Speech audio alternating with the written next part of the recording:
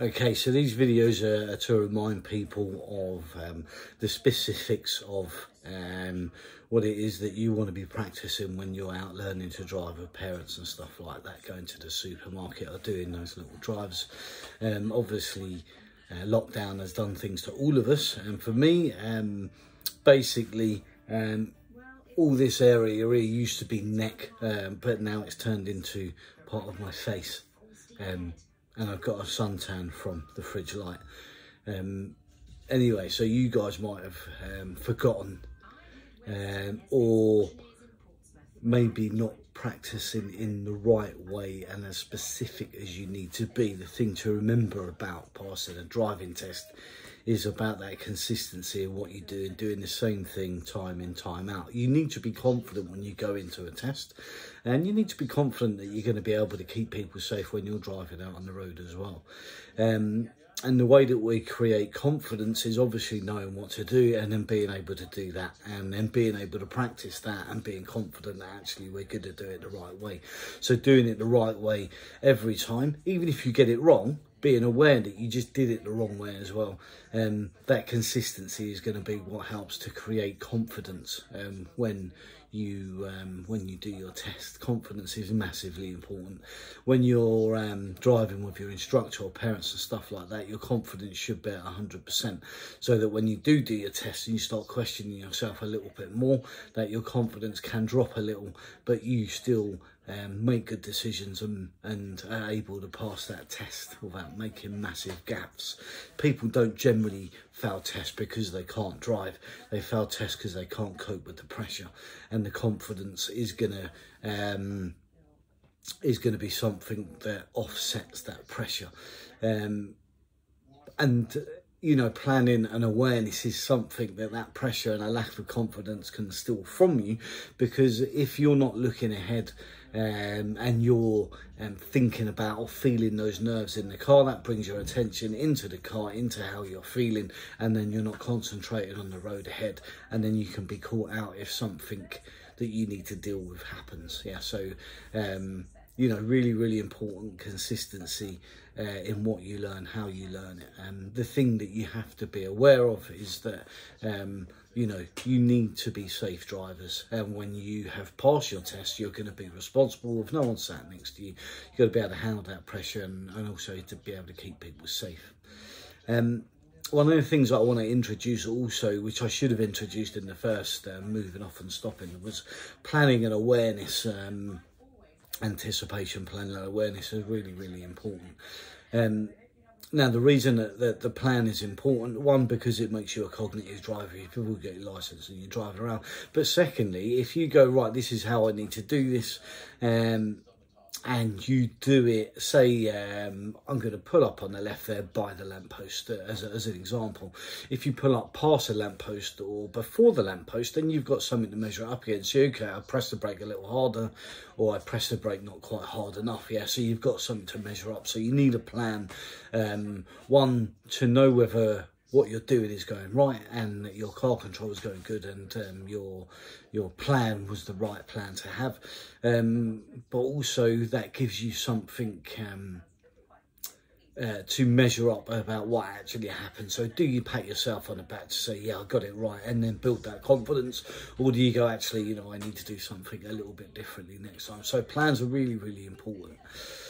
So I'm approaching a junction to turn left. Obviously, one of the first things we need to do is spot our junction. So you're going to have signs, you have brakes in the road markings. You will also have brakes in houses, bushes, tree lines and stuff like that. So what you need to do is to do what you do in time. If you check your interior mirror and your left mirror and put your signal on, you still need to have time to brake, gear change, engine brake by bringing the clutch up and doing all the other things. So sometimes it's good to do things a little earlier and then do them a little later on. But if you do everything too late, you create stress, you create anxiety about doing it next time. So always best to do it a little early and go, okay, I can do that a little later. Remember, you can't undo doing it too late, but you can undo and use a little bit of gas to get a bit closer, you know. So a good rule for driving in general actually is don't do things that you cannot undo, yeah, because regret is a massive thing, even if it's denting someone's car or causing injury or even death. You know, we know that those are the realities, and something, road safety is something I'm really passionate about. So what we do is we spot a junction. You say, okay, so I'm gonna, when I get to that point, I'm going to check my mirrors, signal and cover my brake. Yeah, if you do all those things, mirror, signal, then brake, all those kind of really close together, but one thing.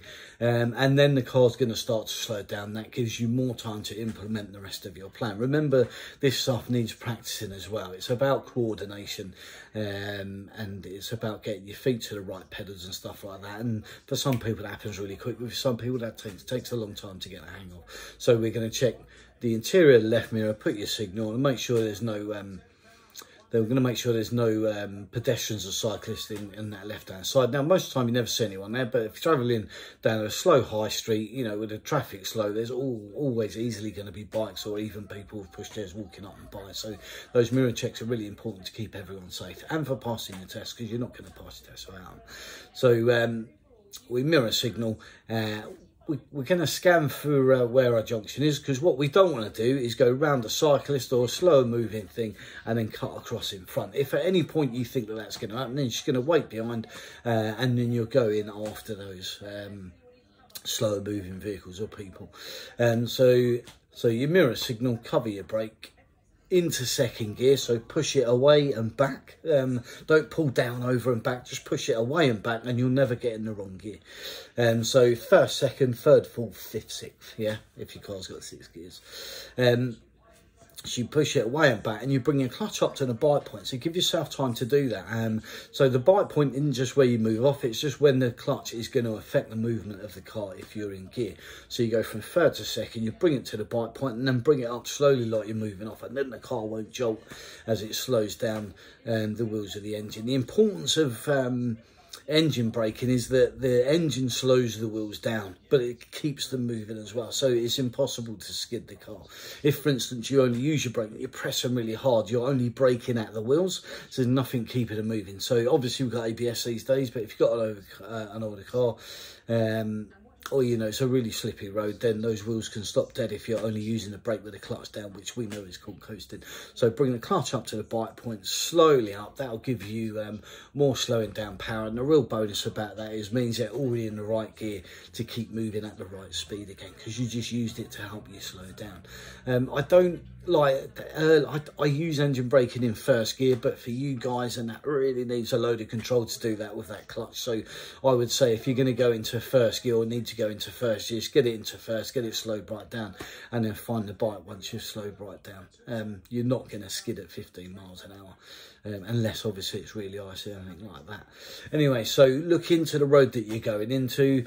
Obviously looking in there, because that's where you're going, but you know, look as far around as you can see, and that gives you an idea of what's going on to help you to anticipate, be aware of, and plan for what it is that you see in that road.